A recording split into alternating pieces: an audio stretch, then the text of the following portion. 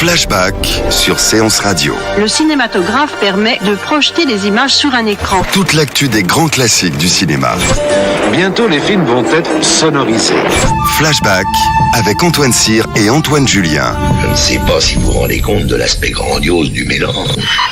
Our first full-length motion picture feature in color opens a whole new world of thrill. Flashback sur Séance Radio. Ça, c'est le cinéma. Cette semaine en Flashback, nous parlons du livre Fred de Denis Cosnard, une exploration du Paris mondain des années 30 aux années 60. On termine cette émission avec un ouvrage publié aux Équateurs, Fred de Denis Cosnard. Antoine, est-ce que vous pouvez nous en dire un peu plus ? Alors c'est un livre sur une femme qui a été une reine de la nuit de l'avant-guerre des années 30 jusqu'aux années 60 à Paris. Dans une époque où on pense qu'il y avait pas mal de censure, en fait, elle tenait des boîtes qui étaient des boîtes de nuit lesbiennes et qui, en réalité, rassemblaient absolument le tout Paris. Et le tout Paris et même le tout Hollywood. Et on voit passer dans les boîtes que dirigeait Fred, on voit passer Gary Cooper, Marlène Dietrich, Jean Gabin. On voit passer des personnages extraordinaires. Et cette Fred est en fait un personnage que Denis Cosnard, qui est un spécialiste de Patrick Modiano, a découvert dans le roman de Modiano, Remise de peine, et il a eu l'idée assez incroyable de mener l'enquête sur ce personnage qui, comme souvent chez les personnages secondaires de Modiano, est un personnage réel. Et là, il a ressorti finalement une vie mondaine dans laquelle le monde du cinéma prenait une part assez incroyable. Et justement, pour nous en parler par téléphone, nous avons l'auteur de ce livre, Denis Cosnard. Denis Cosnard, bonjour. Bonjour. Merci beaucoup d'être avec nous dans Flashback. Alors, votre ouvrage, Fred, revient sur des figures majeures, quand même du cinéma, comme Marlène Dietrich, Sophia Loren, Gary Cooper et beaucoup d'autres. Qu'est-ce qui vous a donné envie de rendre ce livre cinématographique ? C'est que le personnage est très cinématographique. Non seulement son histoire est exceptionnelle et serait, j'en suis sûr, un très bon film, mais surtout son histoire croise celle du cinéma finalement, et en particulier du cinéma hollywoodien, puisque voilà, c'est une fille qui est une jeune femme qui est vraiment venue de rien, qui était une fille d'ouvrière, qui est devenue entraîneuse dans une boîte pour les femmes qui aiment les femmes à Montparnasse dans les années 1930, à la fin des années 1930. Et puis dans cette boîte où elle s'est transformée, où elle s'est habillée en garçonne, où elle portait le smoking, elle a fait des rencontres, et en particulier celle de Marlène Dietrich, qui est son premier grand amour, sa première grande rencontre. Et à partir de là, effectivement, son histoire personnelle a été jalonnée de relations très fortes avec des très grands acteurs. Oui, le casting, c'est incroyable. On voit passer dans votre livre, on voit passer Gary Cooper, on voit passer Jean Gabin, on voit passer Sophia Loren, on voit passer Rita Hayworth, on voit passer Rita Hayworth, qu'on voit d'ailleurs au bras de François Mitterrand, ce qui est quand même un truc assez étonnant. Une scène incroyable. Une scène incroyable. On voit passer Orson Welles. Alors, on est quand même un peu étonné de découvrir ce petit monde underground à une époque où le cinéma est encore censuré et où les comédiens doivent essayer de fuir le scandale. Alors, vous expliquez ça comment ? C'est la liberté de mœurs était plus grande à Paris ? Alors, il y a plusieurs...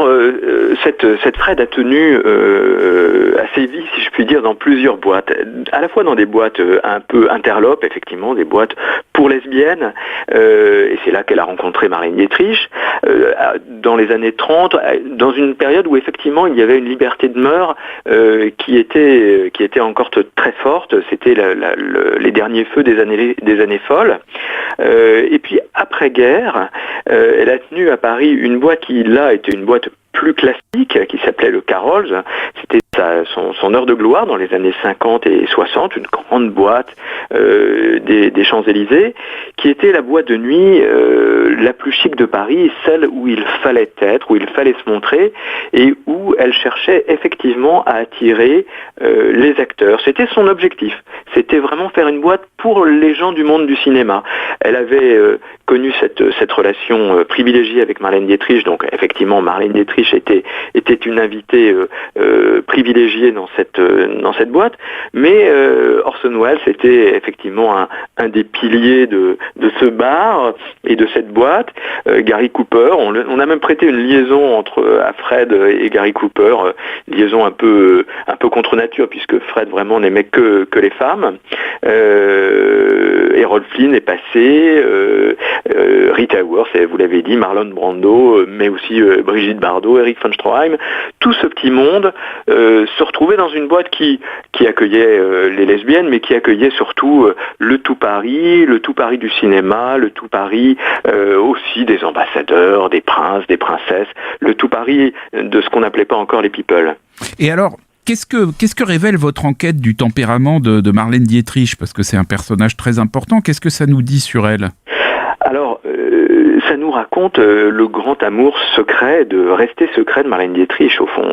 Marlène Dietrich était connue, effectivement, jusqu'à présent pour avoir eu des liaisons relativement nombreuses avec tous les grands acteurs avec lesquels elle a joué, et en particulier avec Gabin. Mais à côté de ces liaisons qui étaient affichées, il y avait des liaisons moins reconnues, moins officielles, avec plusieurs femmes, et en particulier avec cette Fred. Fred ne s'en cachait pas, Marlène s'en cachait un petit peu plus, et puis elle a été outée, comme on ne disait pas encore à l'époque, par un journal à scandale américain dans les années 50, Confidential, qui a révélé cette histoire. Marlène Dietrich a envisagé à un moment de faire un procès à ce journal, et puis elle a préféré traiter cela par le mépris, et elle a eu sans doute tout à fait raison, parce que voilà, le journal a fini par mourir, et cette histoire est retombée un petit peu dans l'oubli, et puis Marlène a pu continuer la carrière que l'on connaît. Alors il y a un personnage qu'on connaît bien aussi, qui est très présent dans votre livre, c'est Sacha Guitry, avec sa dernière épouse, beaucoup plus jeune que lui, Lana Marconi. Elle forme, tout ce petit monde formait une équipe un peu particulière avec Fred. Oui, une sorte de mariage à trois, alors là, complètement incroyable. Sacha Guitry était un vieux monsieur, ça se passe juste après-guerre, et comment c'est un vieux monsieur qui a été inquiété pour ce qu'il a fait pendant la guerre, donc il est en permanence en train d'essayer de trouver des papiers pour prouver qu'il n'a pas eu un comportement antinational pendant la guerre, alors que les juges l'embêtent, lui cherchent des poux dans la tête. Lana Marconi, effectivement, est sa nouvelle femme, et que ce sera sa dernière femme. Et Lana Marconi elle-même est tombée amoureuse de Fred. Et donc dans la maison, dans le magnifique hôtel particulier de Sacha Guitry, vivent quasiment pendant 2-3 ans en une sorte de mariage à trois entre Sacha Guitry, Lana Marconi et Fred. Et Fred adore non seulement Lana Marconi, mais aussi Sacha Guitry. Elle vit dans son intimité, elle adore que Sacha Guitry lui raconte l'histoire de France de sa belle voix métallique comme il savait si bien le faire.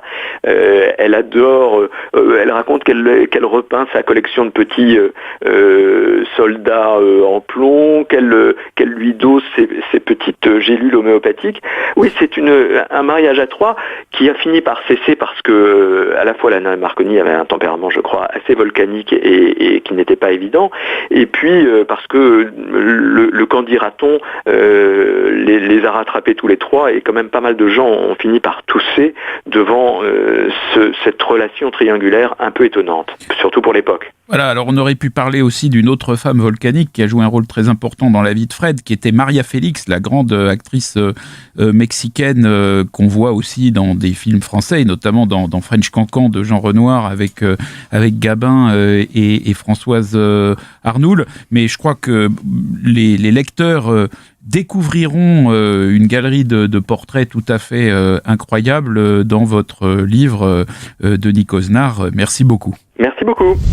Flashback sur Séance Radio. Le cinématographe permet de projeter les images sur un écran. Toute l'actu des grands classiques du cinéma. Bientôt, les films vont être sonorisés. Flashback avec Antoine Cyr et Antoine Julien. Je ne sais pas si vous vous rendez compte de l'aspect grandiose du mélange.